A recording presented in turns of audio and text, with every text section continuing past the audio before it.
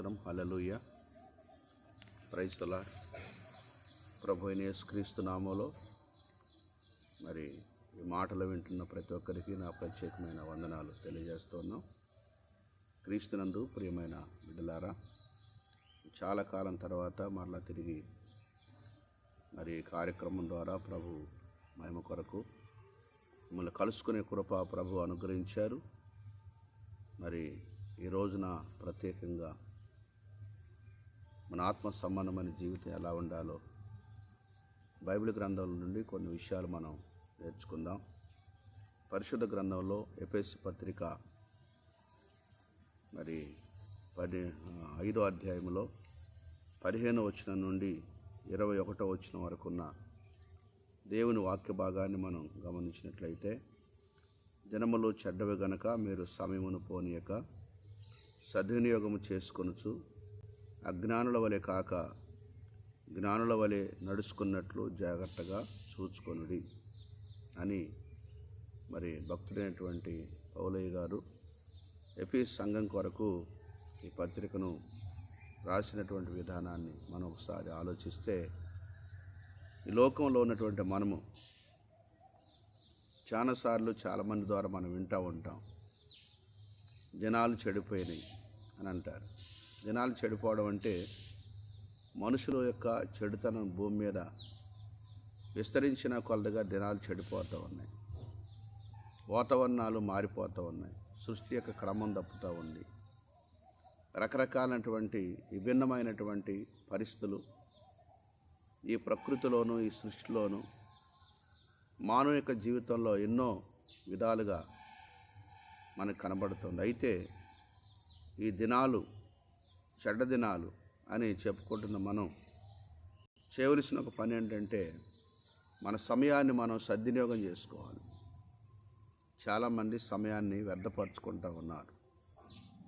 జీవితం అంతా కూడా వ్యర్థం గడుపుతున్నటువంటి వారు ఈ లోక సంబంధమైనటువంటి కార్యకలాపాల కొరకు, లోక సంబంధమైన పనుల కొరకు ఎన్నో విషయాల్లో వారి జీవితాల్లో సమయాన్ని హెచ్చించుకుంటూ మరి దేవునికి దూరమై మరి పూర్తిగా లోకానుసారమైనటువంటి పరిస్థితులకు వెళ్ళిపోతూ ఉన్నారు. మరి ఆ విధంగా ఉండటం దేవుని చిత్తం కాదు. కానీ దేవుని యొక్క ఉద్దేశం ఏంటంటే, సమయాన్ని మనం వ్యర్థపరచుకోవద్దు. ఎందుకంటే పోయిన సమయాన్ని మనం తీసుకొని రాలేం. ఒక వ్యక్తి ప్రాణం పోయినా కూడా ఆ ప్రాణాన్ని కూడా మనం తిరిగి తీసుకుని రాలేం. కాబట్టి సమయం ఉన్నప్పుడు దాన్ని ఒక క్రమమైన పద్ధతిలో వాడుకోవడం మనకెంతో మంచిది. దేవుని కొరకు ఎంత సమయాన్ని వాడాలో, మన పనుల కొరకు ఎంత సమయాన్ని వాడాలో ప్రతిరోజు కూడా ఒక దినచర్య, క్రమమైన పద్ధతి మన జీవితాల్లో మనం అమర్చుకోవాలి. ఒక క్రమంగా మనం బ్రతకడం నేర్చుకుంటే మనం నశించిపోకుండా మరి ఓ ప్రత్యేకమైన విధానంలో అభివృద్ధి పదంలో నడిపించబడతాం. దేవుని వాక్య ప్రకారంగా ఈ సమయ పాలన అనేటటువంటిది చాలా ప్రాముఖ్యమైనదని వాక్యం మనకు తెలియజేస్తాం.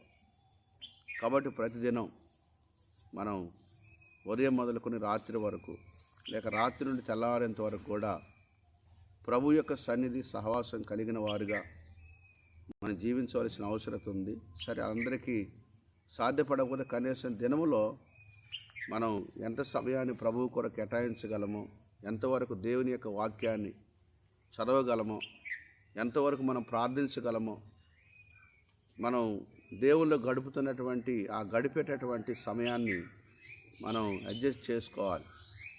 ముఖ్యంగా ఈ సమయాన్ని ఎవరు సద్వినియోగం చేసుకుంటారో వారు జ్ఞానులు అని బైబిల్ పిలుస్తూ ఉంది.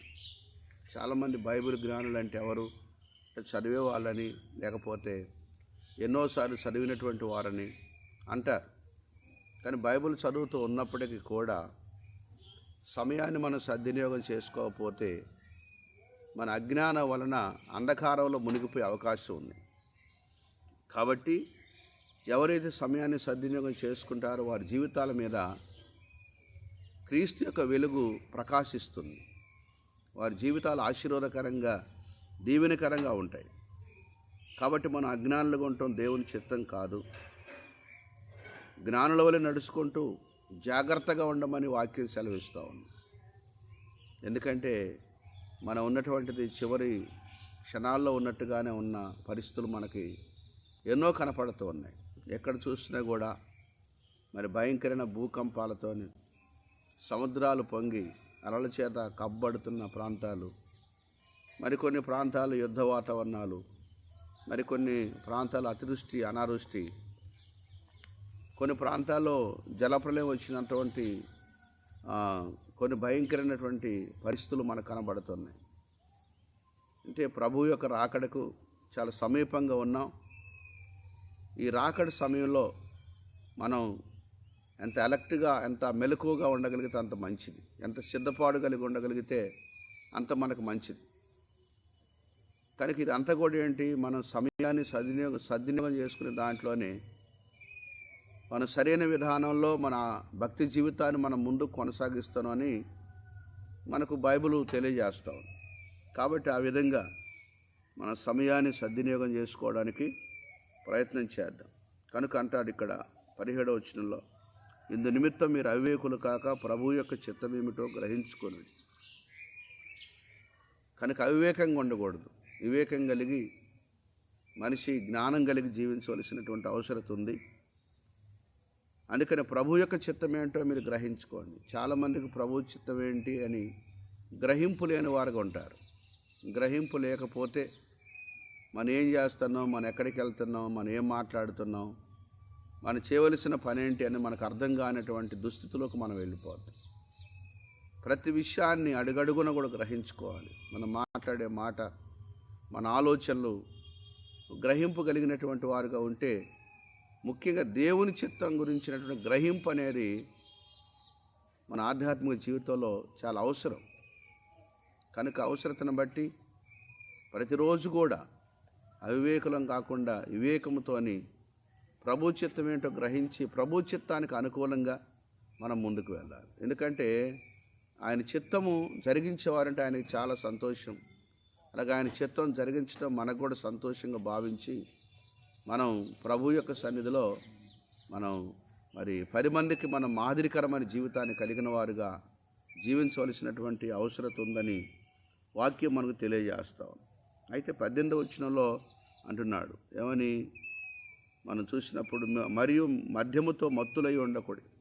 ఈ లోకంలో చాలామంది ఈ చివరి దినాల్లో ఎలా ఉంటున్నారంటే మద్యంతో చాలా మత్తులుగా జీవిస్తూ ఉన్నారు. కొంతమంది నిద్ర మత్తు, కొంతమంది వ్యభిచారం అనే మత్తు, కొంతమందికి మద్యం అనే మత్తు, రకరకాల మత్తులో ఉన్న మనిషికి ఏం అర్థం కాదు. కానీ ఎక్కడికి వెళ్తున్నాడు, ఏం చేస్తూ ఉన్నాడో తెలియనటువంటి పరిస్థితి అన్నమాట. కనుక దేవుని పిల్లలు ముఖ్యంగా విశ్వాసులైనటువంటి వారు మత్తులై ఉండటం ప్రభు చిత్తం కాదు. కనుక బైబిల్ అంటా ఉంది, మత్తులారా మీరు మేలుకోండి. మీరు అలా మత్తులై ఉండొద్దు. అంటే ఎప్పుడు చూసినా కూడా మనం మెలకువగా ఉండవలసినటువంటి జీవితాలు, కానీ మత్తులో ఉండి అవివేకులుగా ఏం గ్రహించలేని వారుగా ఉంటే మన జీవితానికి ఎటువంటి ప్రయోజనం జరగదు. మన జీవితం అంతా కూడా నిష్ప్రయోజనంగా మారిపోదు. కాబట్టి ఎలా ఉండాలి అని రాస్తూ ఉన్నాడు ఇక్కడంటే, ఒకరిని ఒకడు కీర్తనలతోను మధ్యమునందు మత్తులై ఉండకుడి, దానిలో దుర్వ్యాపారం కలదని చెప్పి, అయితే ఆత్మపూర్ణులై ఉండండి అనే మాట కూడా చెప్తూ ఉన్నాడు. ఆత్మపూర్ణులుగా జీవించాలి. కనుక ఒకరికొకడు కీర్తనలతోనూ సంగీతములతోనూ ఆత్మ సంబంధమైన పాటలతోనూ హెచ్చరించుచు మీ హృదయములో ప్రభువును గూర్చి పాడుచు కీర్తించుచు అని రాస్తున్నాడు. నిజంగా ఈ లోక సంబంధమైనటువంటి ఈ మత్తులన్నీ కూడా వీడి ముఖ్యంగా ఆత్మపూర్ణమై మనం జీవించాలి. ఆత్మపూర్ణమైన జీవితంలో మనం చేయవలసిన పనులు ఏంటంటే, ఒకరిని ఒకడు కీర్తనలతోనూ సంగీతములతోనూ ఆత్మ సంబంధమైనటువంటి పాటలతోనూ ఒకరినొకడు హెచ్చరించాలి అని రాశారు. కొంతమందికి హెచ్చరించడం అంటే ఇష్టం ఉండదు. గద్దించినప్పుడు, దైవజనులు గద్దించినప్పుడు అది మనకు ఉపకారం అని చెప్పి గ్రహించలేని స్థితిలో ఉంటారు. కనుక మన హెచ్చరికను కోరుకోవాలి. దేవుని సేవకుల ద్వారా, వాక్యం ద్వారా, పెద్దల ద్వారా మనం హెచ్చరించబడుతున్నప్పుడు ఆ హెచ్చరిక ద్వారా మన మనసులో మరి మార్పు జరిగినప్పుడు నిజంగా దేవునికి మన అనుకూలమైనటువంటి ఒక ప్రవర్తన కలిగిన వారికి మనం జీవిస్తాం. కాబట్టి మనం చేయవలసినటువంటి పని ఏంటంటే ఆ యొక్క హెచ్చరికను ఆహ్వానించాలి. ఈ హెచ్చరికలు అనేవి ఎలా ఉన్నాయి?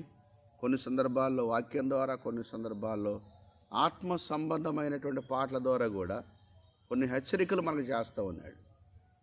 మనం ఏ విధంగా జీవించాలో ఎంతోమంది భక్తులైన వారు ఆత్మ సంబంధమైనటువంటి పాటలతోని హెచ్చరించబడి మారు మనసు పొందిన వారు లేకపోలేదు.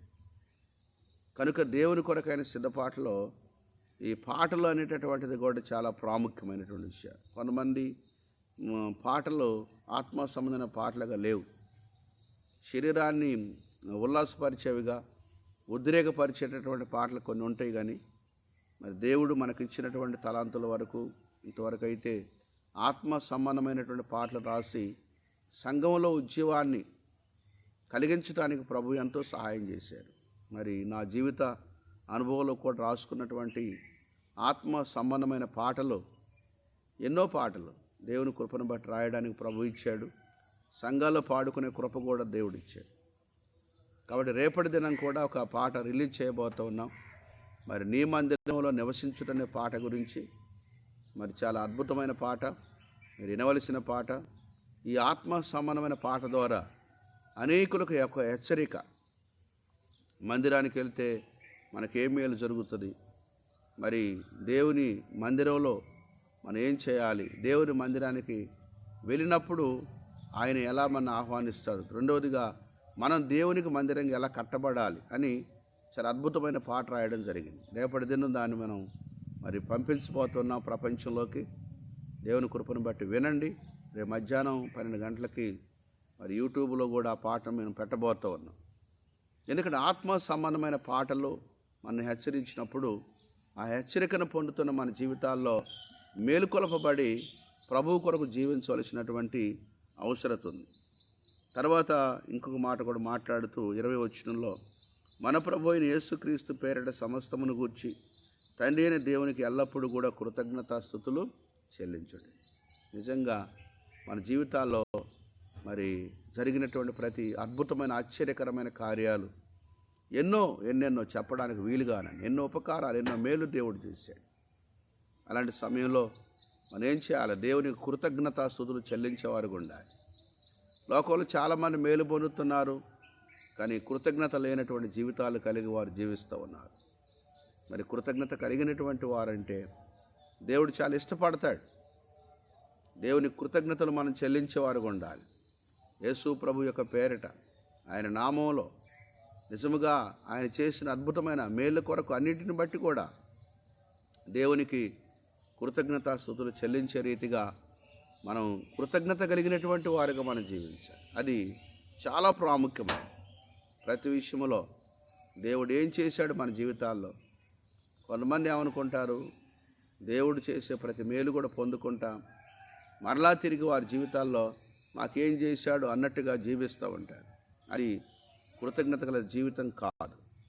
కనుక దయచేసి ప్రతి ఒక్కరు కూడా కృతజ్ఞత భావాన్ని కలిగి కృతజ్ఞత స్తుతులు చెల్లిస్తూ మన జీవితాలు ఇంకా మనం చేయవలసిన పని క్రీస్తునందలి భయముతో ఒకరికొకడు లోబడి ఉండమని చెప్పి వాక్యం సెలవిస్తాం. కనుక లోకంలో ఉన్నటువంటి అధికారుల వలె, అధిపతుల వలె, మనుషుల వలె గొప్పతనాల కొరకు ఒకరికొకడు హెచ్చించుకోమని దేవుడు చెప్పలేదు. కానీ వాక్యం ద్వారా మనతో మాట్లాడుతున్న దేవుడు ఒకరికి ఒకడు మీరు లోబడి జీవించండి. సంఘంలో ఇది చాలా అవసరం. కానీ ఒకరి కంటే ఒకరు తగ్గించుకోవడం, ఒకరికొకరు లోబడడం, దేవుని భయంతో బ్రతకడం, భక్తితో బ్రతకడం మన జీవితానికి ఎంతో క్షేమకరం, ఆశీర్వాదకరం. కాబట్టి ఈ వాక్యంలో మొట్టమొదటి మాట సమయాన్ని పోనివ్వకూడదు అన్నాడు. మరి తర్వాత ప్రభు చిత్తమేటో గ్రహించుకోండి అన్నాడు. మూడో విషయం మీరు మత్తులుగా ఉండొద్దు అన్నాడు. 4వ విషయం మీరు ఆత్మ పూర్ణులుగా ఉండమని చెప్పి సెలవిచ్చాడు. 4వదిగా కీర్తనలతో, ఆత్మ సంబంధమైన పాటలతో ఒకరిని హెచ్చరించండి అని మాట్లాడుతున్నాడు. 5వదిగా మనం చూస్తే మీరు దేవునికి ప్రతి విషయంలో కూడా కృతజ్ఞతాస్తుతులు చెల్లించమని అంటున్నాడు. 5వ విషయం ఏంటంటే భయముతో ఒకరికొకడు లోబడి ఉండమని చెప్పి ఆయన యొక్క క్రీస్తు యొక్క నియమాన్ని పరిశుద్ధాత్మ దేవుడు వాక్యం ద్వారా మనకు తెలియపరుస్తూ ఉన్నాడు. కాబట్టి ఉదయకాల సమయంలో ప్రత్యేకంగా నా ప్రియ సహోదరి సహోదరులారా, ఈ మాటలు వింటున్నటువంటి ప్రియబిడ్డలారా, దయచేసి దేవుని వాక్యానుసారంగా, దైవ చిత్తానుసారంగా, దేవుని విధి విధానాలకు వ్యతిరేకంగా కాకుండా అనుకూలంగా మన జీవితాన్ని మలుచుకోవడం, మన ఆత్మీయ జీవితాన్ని ప్రభువు రాకడ కొరకు సిద్ధపరచుకోవడం ఎంతో మంచిదని చెప్పి నేను ఆలోచిస్తూ ఉన్నాను. కనుక ఈ మాటలు వింటున్న ప్రతి ఒక్కరూ మీ ఆత్మ సంబంధమైన జీవితం ఎలా ఉందో సరిచేసుకోండి, సరిచూసుకోండి, గ్రహించుకోండి, దైవ చిత్తానికి అనుకూలంగా మార్చుకోండి. దేవుడి మాటలు దీవించి మన వినికిడిలో ఆశీర్వదించునుగాక. Amen. God bless you. Praise the lord.